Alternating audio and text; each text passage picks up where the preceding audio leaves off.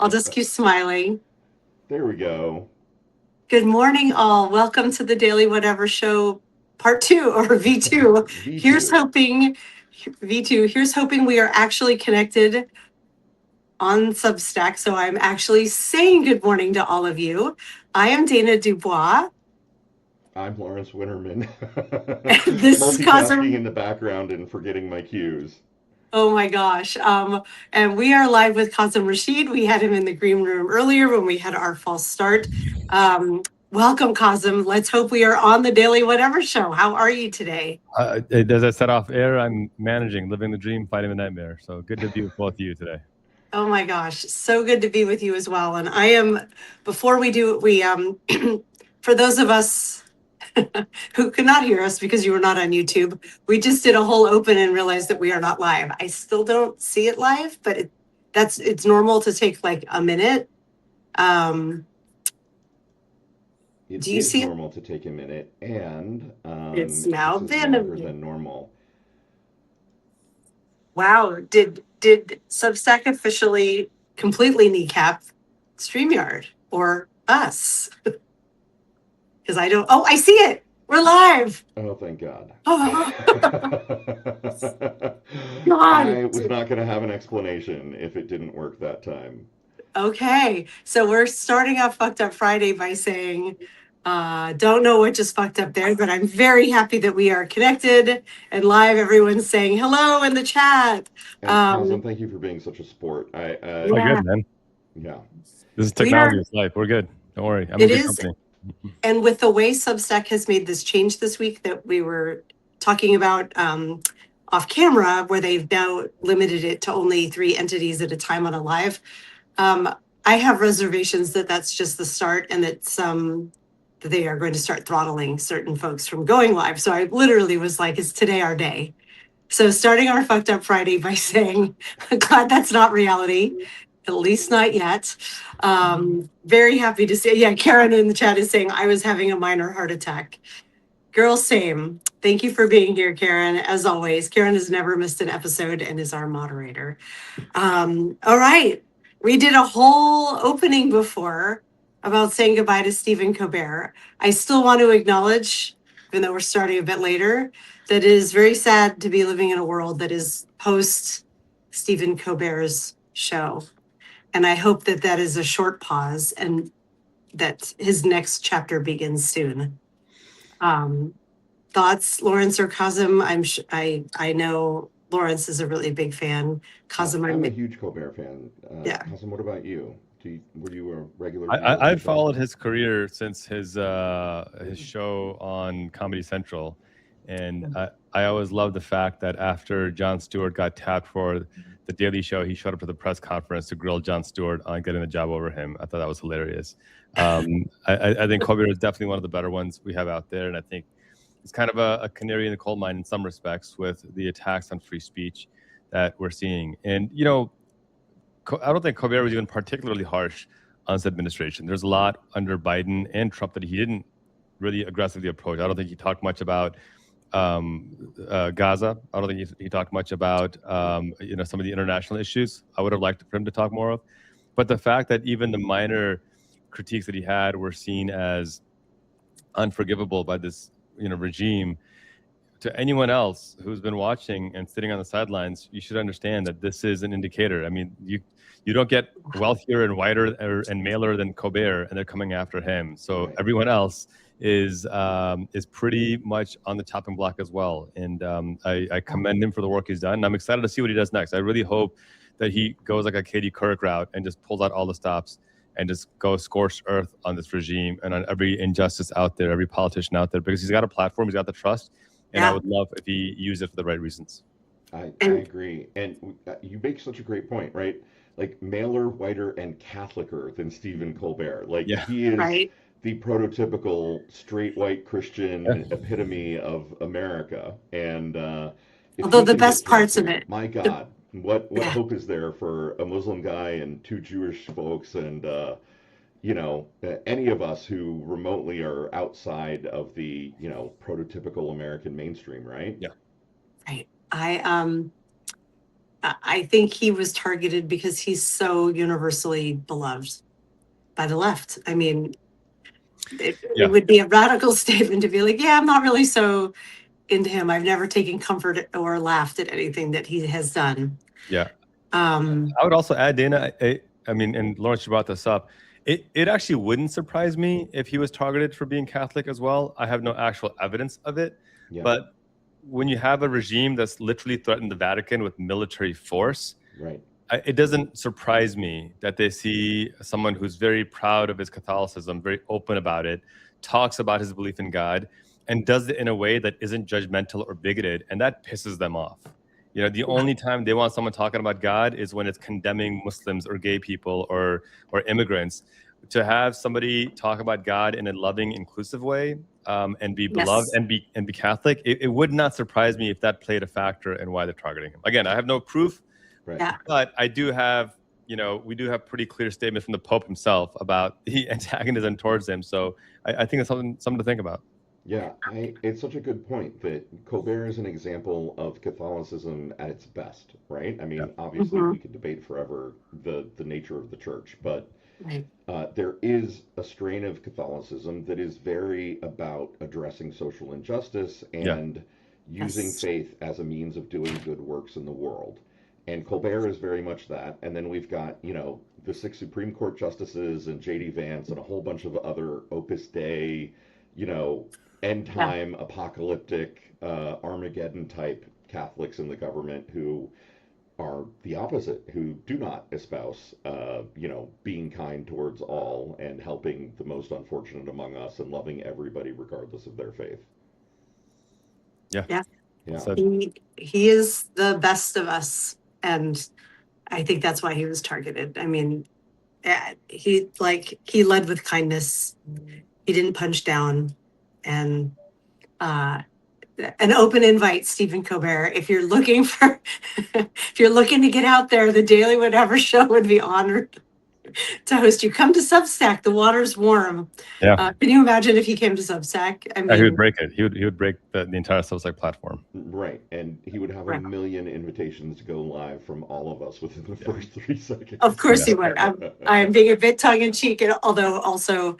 But I don't know if I could handle the Colbert.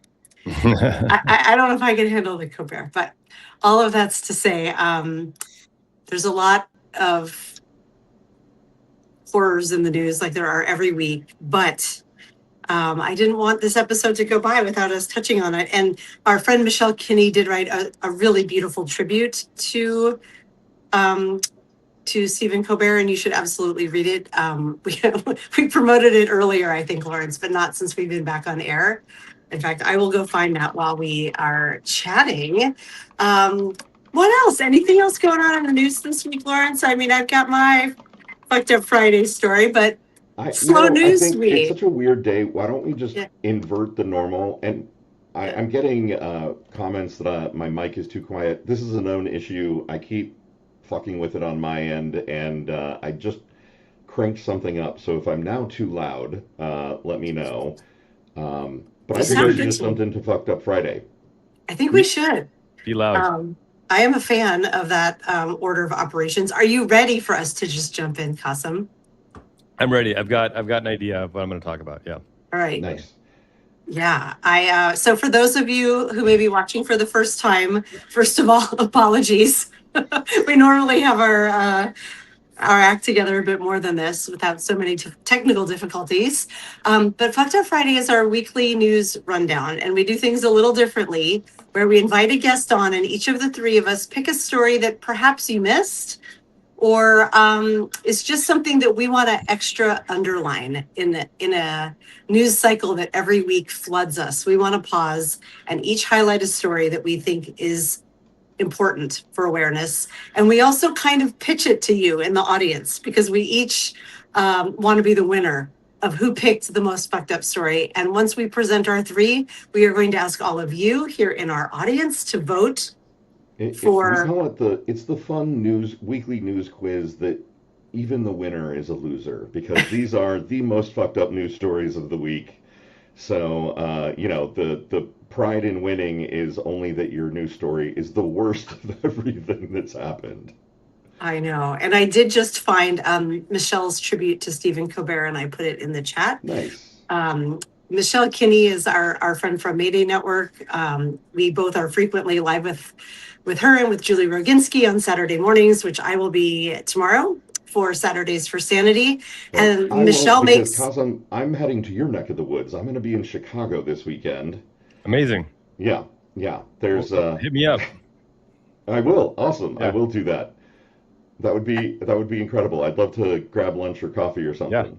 Oh my gosh, go live, Yeah. you guys. That would be amazing. I would be green with jealousy. But Michelle makes some of the most incredible video content I have seen. She worked for Seneca Project, Lincoln Project. Now she's with Mayday Network. But this was her first written piece for Substack, and it's beautiful. So go show her some love. And with that, let's jump into our stories. Qasim, we always offer our guests that they can choose to go first, second, or third. We always used to say first, but we've uncovered that sometimes there's a recency bias, that the person who goes last often wins. I'll go first. Okay. Because I think this is actually, it's an interesting story. So the Anti-Defamation League put out their report of the rise in anti-Semitic hate crimes. And I did a full story on this for my Substack because I'm a data nerd and I looked through the entire analysis, and they document since 2002 more than 41,000 documented cases of anti-Semitic hate. Clear cut. They've got a full file. I downloaded the whole file, and they actually very meticulously document every single act of anti-Semitic hate. Fantastic. Great. And then I was reading the commentary online, and all the commentary was about how this is the root of the spike is caused by these, anti-Israel protesters, these, protesters on college campuses. It's coming from the left. It's coming from Muslims. And so I said, well, what does the data actually show? And the data, as the ADL has reported, of the 41,000 documented cases of anti-Semitic hate that the ADL records, I will give each of you a guess. How many of them were from the left and from Muslims? Out of the 41,000, what number would you guess? Ooh.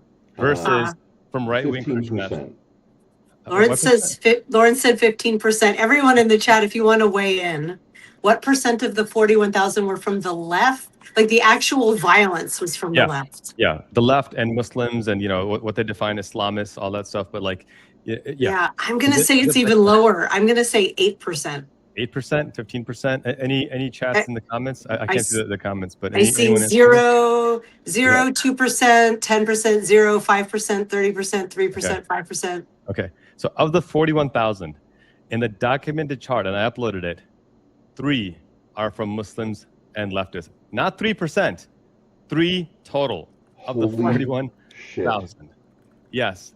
So you got like 40,997 from right-wing Christian nationalists, and they found 3 over the last 24 years that are from the left and from Muslims. It's and the way you hear about it, it's like, well, these college campuses are just out of control, and we got to crack down on these college students. We got to let them know. We got to deport these people.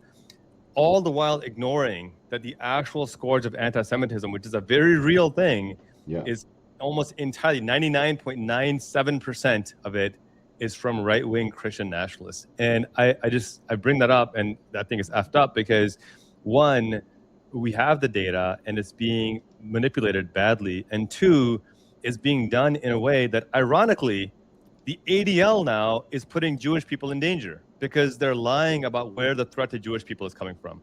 So the organization that claims the vanguard of Jewish safety is, ironically, the cause of Jewish danger in the first place. And I think we should talk about that, and that needs to be more publicized. You know what? We should have a conversation about that. I'd love to do a show about that because I've been saying for months, and Qasim, we've talked about this with you. It's Netanyahu. Like it is the actions of the Netanyahu government in Israel that have made Jewish people less safe around the world. That's right. He's doing more for Jewish hate than the KKK and any fucking radicalized group you could possibly imagine. The actions in Gaza, the genocide in Gaza, the ongoing disdain and disregard, pushing stupid ass Trump into war in Iran. Netanyahu is the problem, people. Yeah, and The his fox is cronies, in right? the hen Yeah, house. and his cronies, Ben Gavir and Smotrich. I mean, Yep. all these people are, his cronies that are advancing this. The fact that they're, invading Iran because Iran allegedly has been producing a nuclear weapon and has been 2 weeks away for the last 30 years. Right. Meanwhile, they have 200 to 400 secret nuclear weapons that they won't let the UN inspectors come and check out. I mean, the hypocrisy is outstanding. And this is the point, right? That if we are serious about anti-Semitism, and we need to be, let's identify where it's coming from, as opposed to demonizing those who are actually working to stop it. Absolutely.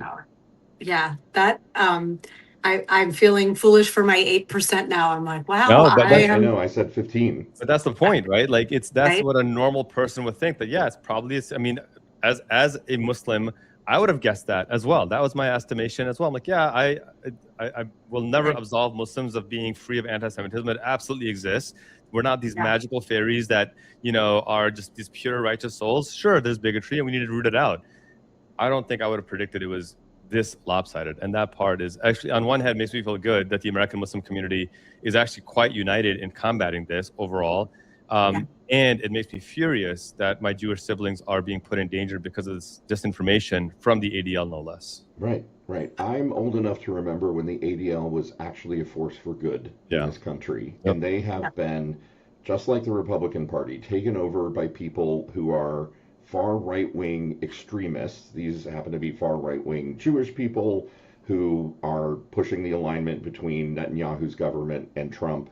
And like, fuck them for ruining something that had once previously been a force for good, that had stood up against racism and segregation and things like that, and actually been a force for good in American politics and turned it into something corrupted and evil.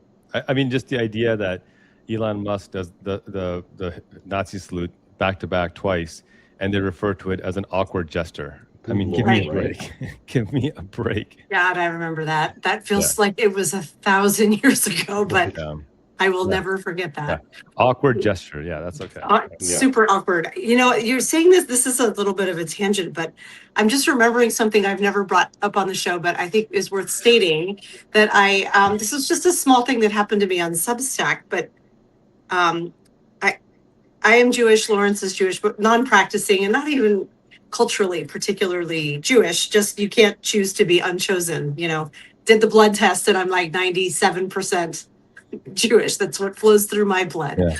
And I'm not ashamed to say so or anything like that. There's a creator I love on Substack, Chef Tova. Here she is, Tova Disrupting Nicely, huge in the culture space, young woman from New York. And she is Jewish and writes about it quite a bit. And her content is quite saucy and sometimes, not safe for work. But she posted something and she ended it with "L'chaim bitches" was how it ended. And I restacked it because it was very well written and just said "L'chaim bitches" back at you. And I had someone, I'm not going to name them because it's someone who's part of my community and has always been there in the comments, come back to me and say, "I hate that word." And I was like, "Which word?" Because I ended it with that. And they said "L'chaim," like all the harm against Gaza. I hate this word. And I was like, you're not, L'chaim means to life. Like you're not taking that from me or anyone else. Can you not separate those things? And the person just said goodbye. And I know that's small, but I don't encounter anti-Semitism in my day-to-day life. I don't go to temple. My kids are not religious at all. It's something it still feels sort of abstract. But that really shocked me that I'm like, you can't come after a language and an expression of joy of a people because their leader is doing awful things in the world. So, well said. Thank you. Important. I realize that's very small compared to the 41,000 hate crimes. And also it feels adjacent to it that that's not a hate crime, but that is a way that the left does harm. And it's important to stand up to both of those things. But I am shocked at only three. Only three. Yeah, and I downloaded the file that you can actually document and see each one by one too. So it's not even this abstract guess. It's very well documented too. And Beautiful. can we point out that this is happening in a week where there's been yet another shooting in the United States of America, a hate crime perpetrated by white people against the Muslim community in San Diego, the community center in San Diego, where 3 people were killed, including one, a security guard who literally put his body between the shooters and 140 children, right? Who literally died protecting the next generation. And when they got the guys who did it, they are white, male teenagers who were radicalized online and they hate everybody equally, you know, black, Jewish, Muslim, women, gays, you name it. They hate everyone. And this was their, you know, kind of first planned foray into perpetrating terror and horror in the name of white Christian nationalism, which is the thing that is destroying this country. I was speaking to, well said, Lawrence. I was speaking to somebody who is working closely with that mosque and helping them kind of put the pieces back together. And he had had a chance to look at the full manifesto, and he goes, I think there's more anti-Jewish hate in the manifesto than anti-Muslim hate even. And he goes, you know, my guess is that they went out to commit something horrible, just happened to see the mosque first because it's large and, you know, it's very visible with the minaret. He goes, I have no doubt if they'd seen a synagogue first, then we would be talking about a horrific crime at a synagogue. And he goes, it's just, you know, it's a reminder that anti-Muslim hate and anti-Jewish hate are 2 sides of the same coin.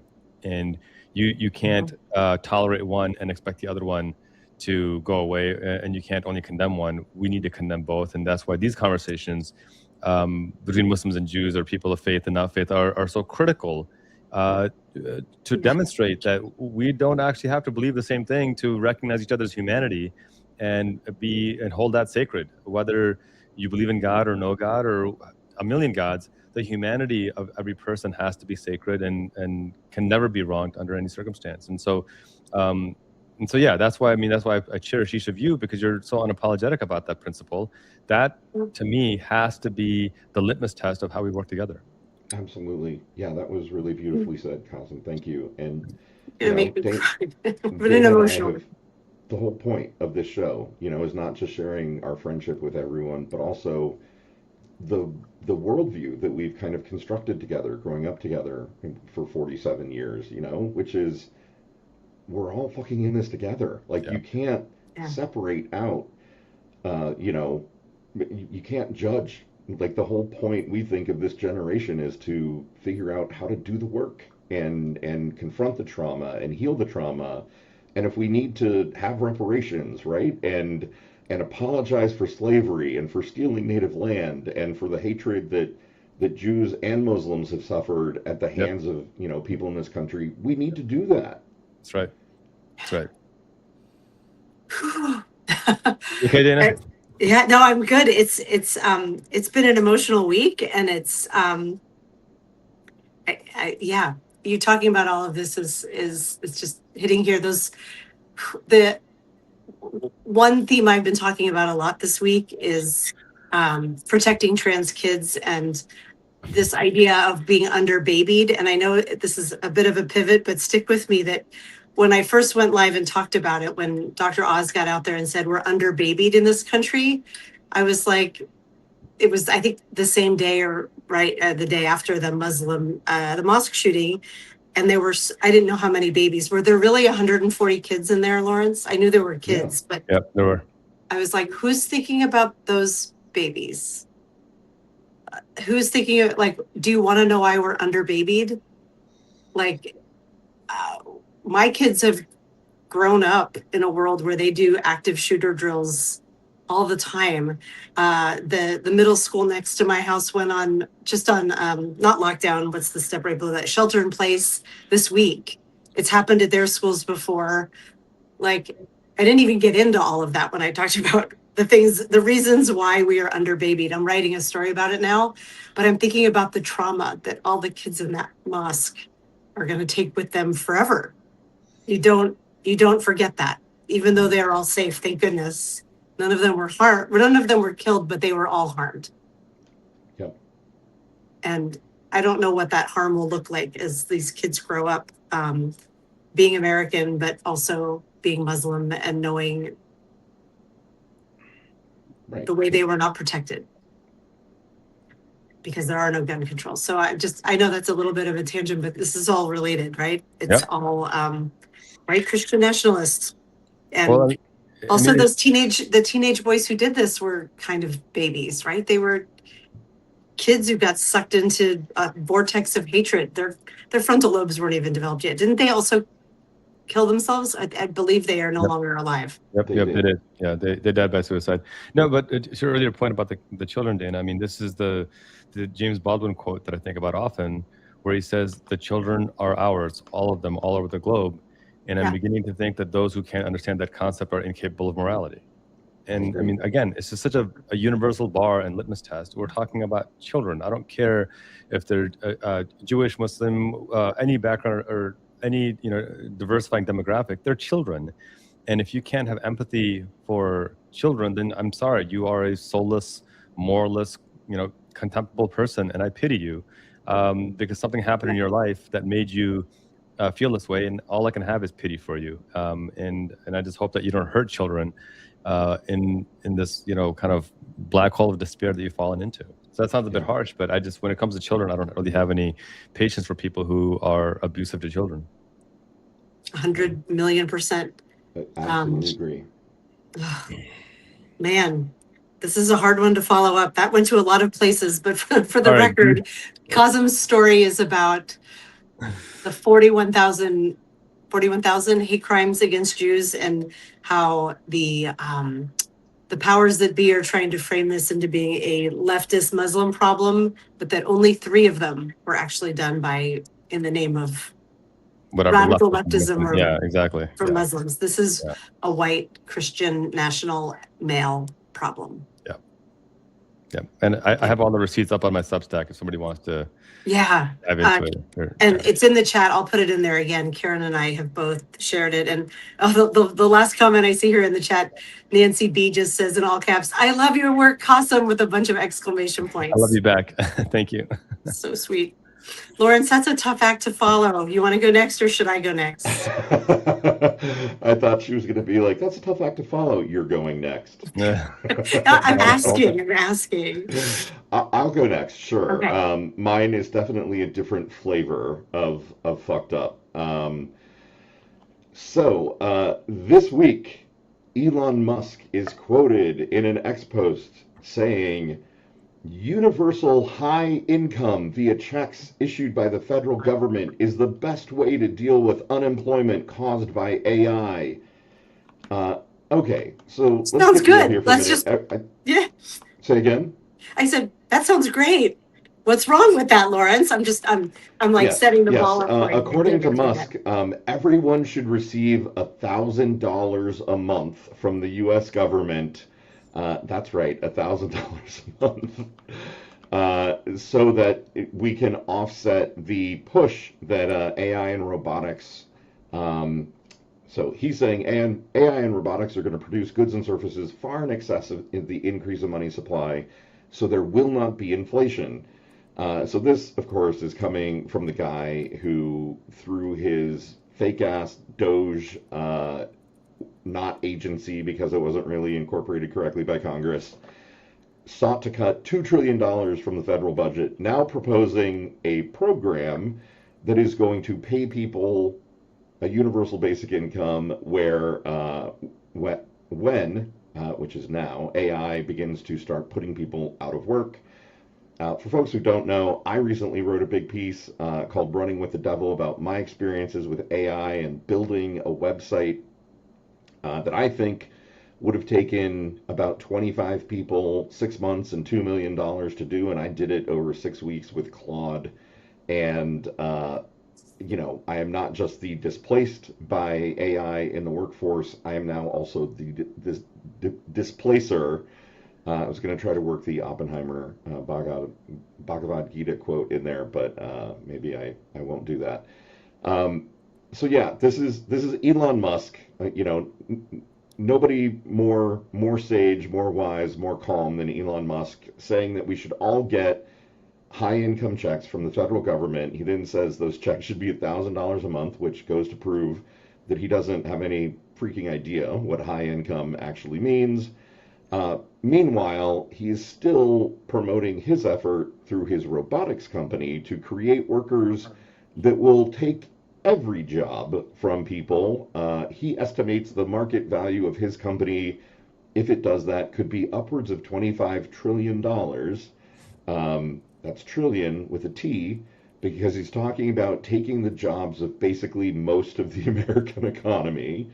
So yes, I submit this to you as incredibly fucked up that the guy who is famous for trying to cut $2 trillion from the US government now wants the government to create a new entitlement program, though he purportedly hates all the others, that will help people get through the giant AI work reduction displacement.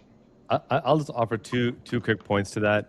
One, he's stealing Andrew Yang's idea. Andrew Yang has been talking about this for 7-8 years, right when he started running for president back in 2019, 2020. Oh, I remember. I was all like gung-ho, like, I love this idea, Andrew. So there's nothing more Elon Musk than stealing someone else's idea and trying to pass it off as his own. So like that's one, right?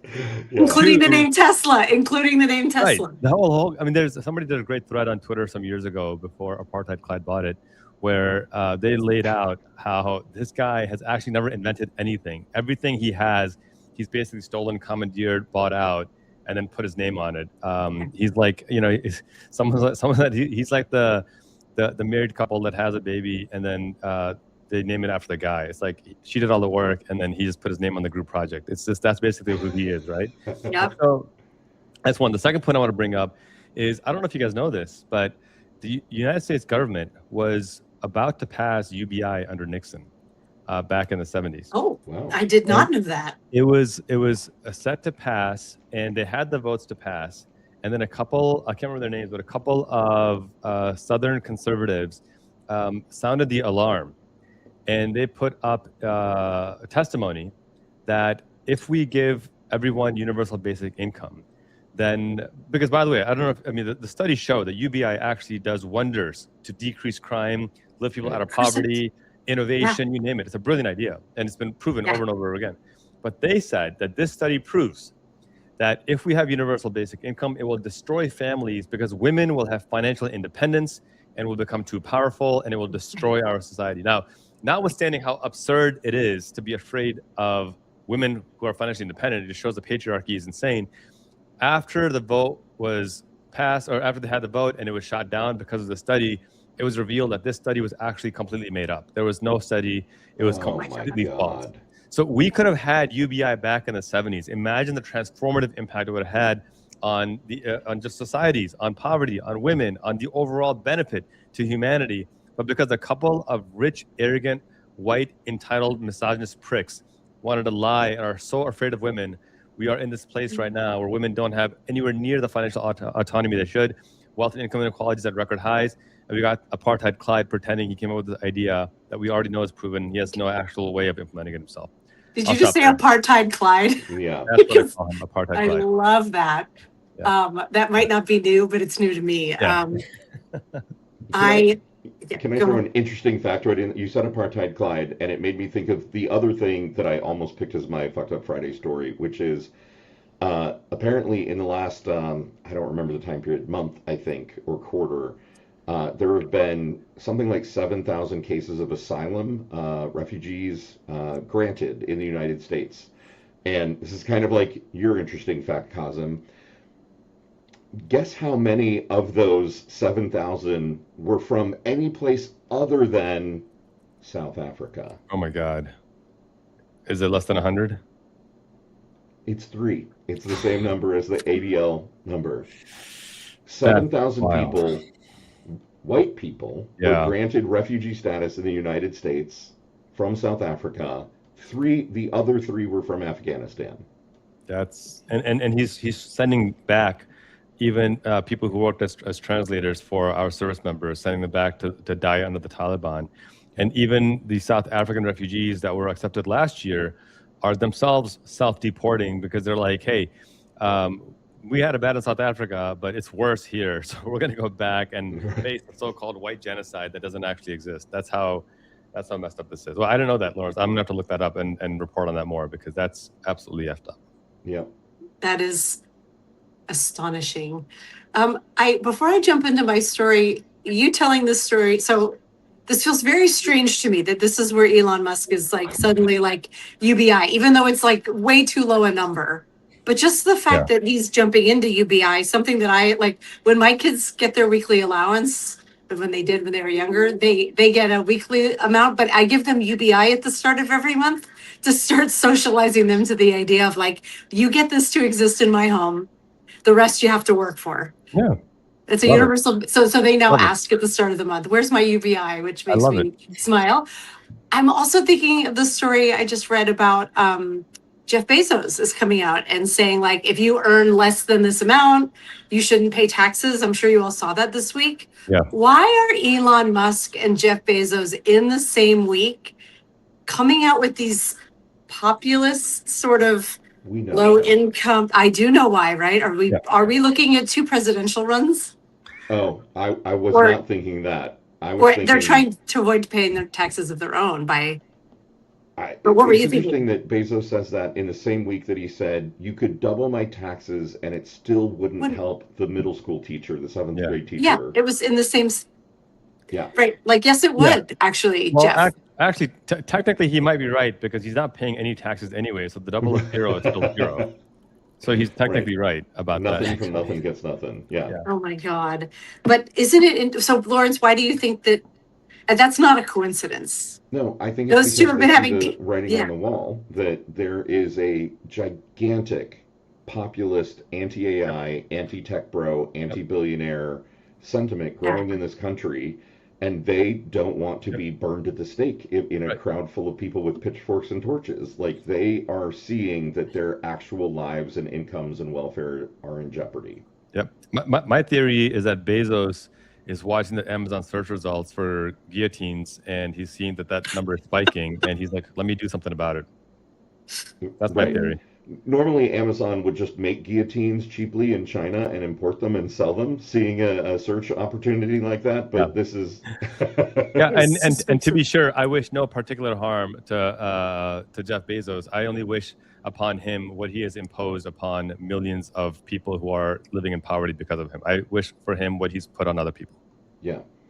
I am going to go mock up an Amazon Basics guillotine now. Put that in there with your Lux Max or your hammers that you're going to make. Yeah, the that's gold not hammers funny. For Lux Maxers. Lux Max and guillotines. Yeah, just might as well combine them. Maybe if the guillotine hits them like right on their bones, it'll like. Right. You have heard of Lux Maxing and clavicular and all that, yeah. Yep. All right, I guess it's my turn. Take it away. My story is a total shift. I also want to apologize to our chat. There was someone being unsavory in our chat, and they have been blocked, so they will stop.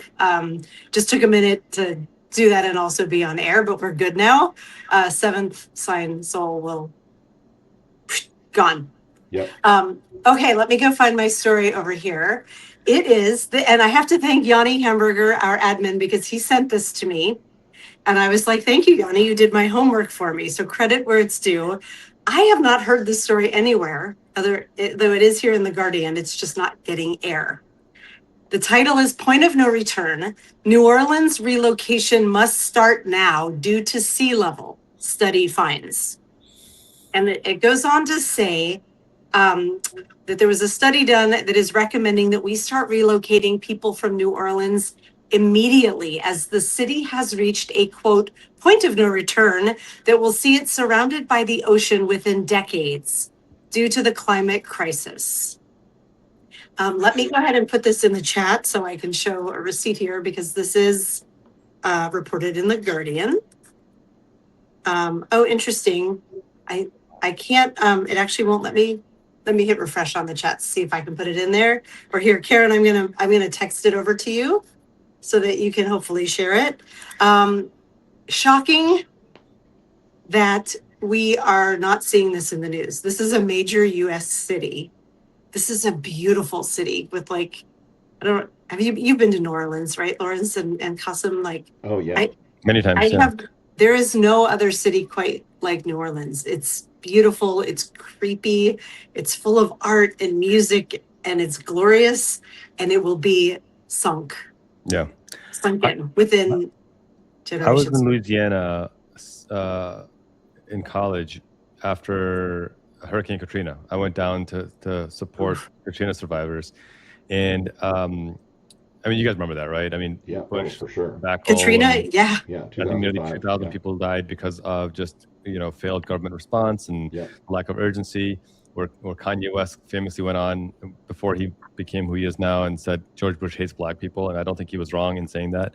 But I was there about 6 weeks after, part of a group that I've been working with since then, Humanity First, and it looked like Armageddon. I mean, it looked because of the hurricane just devastated everything. I still have pictures of just entire streets wiped away, and yeah, that's painful, Dana, because it is a beautiful city, and inevitably the people who are going to be harmed most by this are going to be low-income people, black and brown people who don't have the means to just get up and go. Exactly. And the people that are going to profit off of this, because there's always vulture capitalists who are going to profit off of this. Some kind of vulture capitalist firm or insurance company or bank is going to find a way to make massively off of this. And what actually needs to happen is not going to happen, and that's a shame. No, and the quote here is: Southern Louisiana is facing 3 to 7 meters of sea level rise and the loss of 3/4 of its remaining coastal wetlands, which will cause the shoreline to, quote, migrate as much as 62 miles inland, thereby stranding New Orleans and Baton Rouge, according to the study, which compared today's rising global temperatures with a period of similar heat 125,000 years ago that caused a sea level rise. And wow. Yeah. Yep. These numbers are like, you feel them in your gut, right? The thing that's so alarming is we are so busy chasing horrors that are completely made by the powers that be, by the MAGA right who are in office, that we have no ability to stay on top of the climate crisis, which is happening to us. It's our tower card, so to speak, in tarot. Like, this is something that needed immediate action, and the scientists knew it, and we elected someone who willfully does not believe in it. The news is not reporting on it, and 3 to 7 meters of sea level rise. Wow.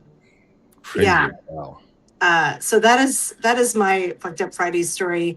I don't even know if we lose New Orleans at that level, what other cities. Yeah, Florida's got to not be looking Tampa? great. Yeah, Tampa can't be looking real good right now. Yeah, I mean, DC is on an estuary, right? Like, New York is very close to sea level. Like, there are many, many, particularly East Coast cities that are very vulnerable to sea level rise. I'm in Seattle. I'm like the Puget Sound is like right there. Yeah. I can smell it. It's close. So I haven't dug into the full study to see if it comments on other cities, but New Orleans, it's not just that it's going to be gone in a few decades and people our age we won't be alive to see it. They're recommending evacuation now. Yeah. Crazy. Well, relocation of the entire city, right? Which is a multi-billion-dollar project of, if we were going to do it right, identifying, the sacred and beautiful and historical pieces of New Orleans and picking them up brick by brick and moving them somewhere else. But we're not going to do that. We're never going to be that organized. As we've all noted, we'll be lucky if people actually have the ability to move and leave. As Qasim said, black and brown and poor low-income people are going to be left behind to fend for themselves and figure it out. Right. And they've voted in. I mean, I would imagine New Orleans is probably more liberal than the rest of the state, but politics in Louisiana aren't great. Yep. You mean under Mike Johnson they're not doing well? I would never have guessed. Exactly. We've only got 3 minutes, and Qasim has been so gracious to bear with our technical difficulties today. Let's make sure we get him out of here on time. So let's have the vote. Dana, tell people how to vote. All right. Here is Jill is asking me to send a Dungeness crab. Jill, I totally understand. That is a treasure of the Pacific Northwest that we have Dungeness crabs here in abundance. They are delicious. Okay, let's do our Fucked Up Friday voting. If you wish to vote for Qasim and the 41,000 anti-Semitic crimes, of which only 3 were actually committed by leftists or Muslims. Vote. That was not a very good summary, but I think you all know what I mean. Perfect summary. For Qasim. If you would like to vote for Lawrence and the way Elon Musk is suddenly championing for UBI, but a very, very small UBI, vote for Lawrence. And if you would like to vote for the loss of New Orleans that is apparently imminent from climate change, vote for Dana. Put our names in the chat, and we will have our, Price Waterhouse is standing by backstage with the results. Let's see here. I see Qasim. Early runaway for Qasim. Yeah. Yep. And then I see a bunch of Dana, Qasim, Danas. Impossible to vote for one. All 3 of you. Dana, Qasim. Can there be a tie? Oh yeah, I think last time we did this, it was a 3-way tie, right? Right. We usually tie. we often do because they are all horrors. There's one for you, Lawrence. Luca voted for you. Thanks, Luca. Qasim. It's a tie for me. I think Qasim, I think you've got this one. Yeah, I think I'm a close second. Sorry. But you have won. We are putting the crown. Done. Thank you. The metaphorical crown on your head. Do go read Qasim's story. In fact, let me. Do I still have it? Qasim, I know you've got 1 minute. How about tell folks where they can find you? Please subscribe. Much love to all of you. I'm at QasimRashid.com. I'm at Qasim Rashid across all platforms and socials. Whatever your preferred one is. My Substack is a free, no paywall access. By being a paid subscriber, you get no special benefits. I promise you, except the good feeling that you're supporting a human rights lawyer trying to do what he can to make this world a better place for all of our children. And would love to have your support, and would love to be engaged. So thank you. Appreciate you all. I am a paid subscriber because Qasim, we need you. Thank you. I appreciate it. Please go support. Here it is. One last minute before you all go. If you read one thing today, here is the story that inspired Qasim's Fucked Up Friday story. Please go read it.